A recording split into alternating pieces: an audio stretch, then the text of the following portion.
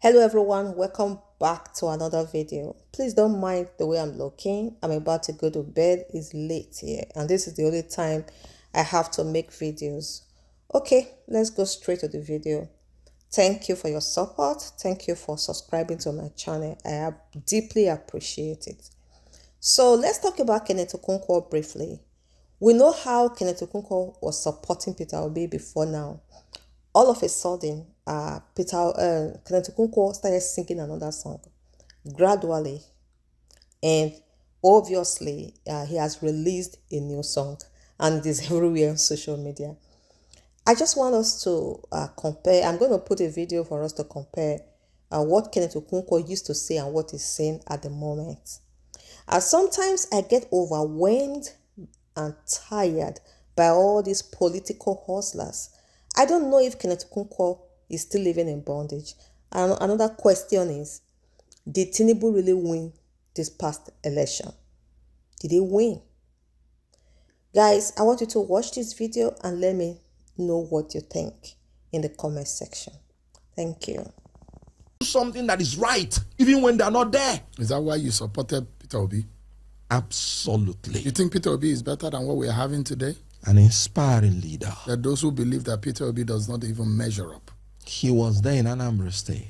Those who will say you cannot compare Anambra and Lagos State, if that is the indice. Good. You can compare the policies. You can compare the environment. When Peter Obi came into Anambra State, Anambra was coming last in education. The governor of Anambra State, the former governor, Chinwoke Mbadunuju, was the only governor that PDP did not allow to return for the second term. Only. So you can imagine the level of debt that Anambra State was suffering. People were massacred on the street, including the chairman of MBA. Security was terrible. Infrastructure was comatose. Education was appalling. Peter Obi came in, turned the whole situation. Within 2 years, 3 years, Anambra was coming first. The medical facilities, golden. Infrastructure, superb. He changed it from consumption to production.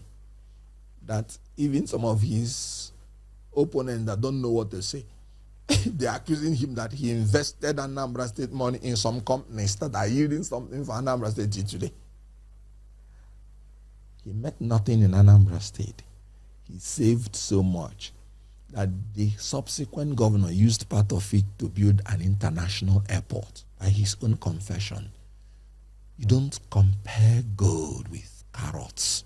Is that what you would say between Peter Obi and Bola Tinubu? That those who say Anambra does not measure up. You can't measure Anambra and Lagos State by every standard. You know, when you want to judge a man, you judge him by his antecedents. You know what happened in Lagos? The Emiloko philosophy is familitocracy.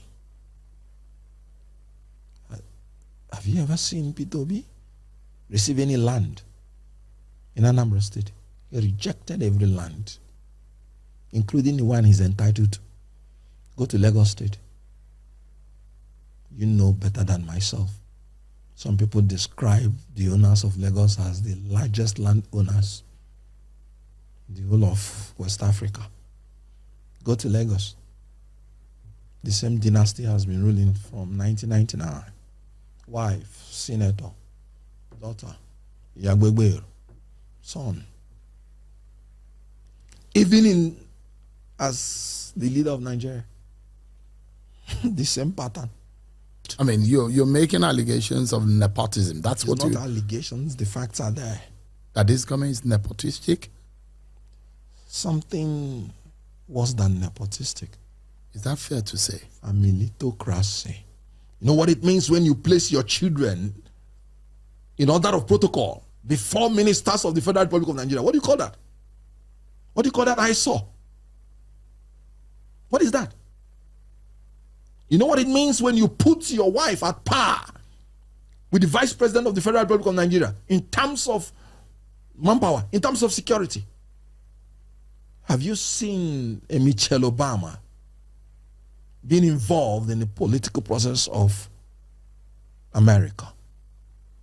Let me tell you. The big question here is, how do you know Bola Tinubu very well? Yes. You know the APC as presently constituted. How do you want to defeat that tendency in our political climate at the moment in 2027?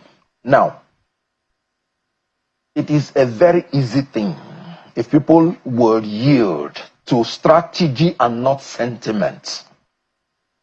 Give Bola Tinubu his own style, his own strategy, and he's back to Bodilon. What did Bola Tinubu do in 2015? He went to the north, picked a man that he knows that all the northerners are in support. As at that time, Bola Tinubu wanted to be president because he said it's his lifetime ambition. But he knew that if he, as a southerner, tries to take out an incumbent southerner, he will fail. Because nobody has succeeded from the same section of the president, incumbent, to take out an incumbent president. He went to the north and brought a man that he knew that all the northerners are supporting. And when he brought him, any combination from the south took out Jonathan. And he bided his own time. And he came in later to become the president. That is strategy. If my own strategy this time around is that I am going to support a northerner in 2027. Really? Yes. And it must be, by condition to the northerners, it must be a northerner that the whole north will be willing to support. Like an Atiku. If the whole north is willing to support an Atiku, why not? Or So that or a Tambuwal. if the whole north is willing to support, why not? Or an Erufai. Good. The person must be qualified, must have experience, and if he has experience in the presidency, it's an added advantage. And when we put up anything from the south, that will push him through. Let me tell you. But would that be fair? Would that be fair that there was an 8 years of Buhari, Good. a 4 years, if the case is the way you have put it, of Bola Tinubu, and then now the South has not had a share of 8 years in a rotation understanding of Nigeria, politically speaking? Would that be a fair game? Good. Thank you for this question. And let me use this opportunity to clarify. The term of the president is 4 years, not 8 years. According to Alex Ekweme, what they agreed initially is that this post will be rotated amongst the geopolitical zones for a 4-year term. And it will, in 24 years, it will have completed. But when Obasanjo came in, that was why Ekweme contested for 2003 election. That was when he said it. When Obasanjo came in, he took 8 years. But what happened? When Yaradua came in, before he finished one term, he died in office. Did they not insist that he must finish his 8 years? The answer is no. You know why? It is one term for the president, and the 8 years is for the incumbent. If the incumbent is doing well, if there is a supervening event that stops an incumbent halfway, the other half is there for every Nigerian to contest. And if it goes to the other side will now spend 4 years. That was what happened between Yaradua and Goodluck Jonathan. Yaradua spent 4 years. Just take it 4 years. Of course, you know he died before the 3rd year. And then it was a supervening event that did not allow the incumbent to finish the 8 years. What happened? Goodluck Jonathan came. The North said, please, let us finish our 8 years. They said, no, it's a joint ticket. Something has happened. And this is the vice president. Treat it as a joint ticket. Let them divide the position now into half. 4 years for the North, 4 years to the South. And after, it will come back to the North to finish its 8 years. And that was what happened. Even when Jonathan wanted to now continue to do 8 years, the North said no. That will now be injustice. And they fought, and they took it back to the North. And the North finished 8 years. Now it is back to the South. And Tinubu has become incurably bad. And now you want to terminate his incumbency. Anybody telling you that it's injustice, if the North comes in, if the South comes in, and whoever wins in a primary election will take it for 4 years. Where is the injustice? It has happened before. So, and anybody telling you to bring a fresh Southerner to compete against Tinubu, a Southerner, is trying to tell you to zone the ticket to Tinubu, and Tinubu will win outrightly. So you're saying that invariably that Tinubu's possibility of becoming or being re-elected in 2027 Yes. is incumbent on the opposition fielding the same candidate from the same zone.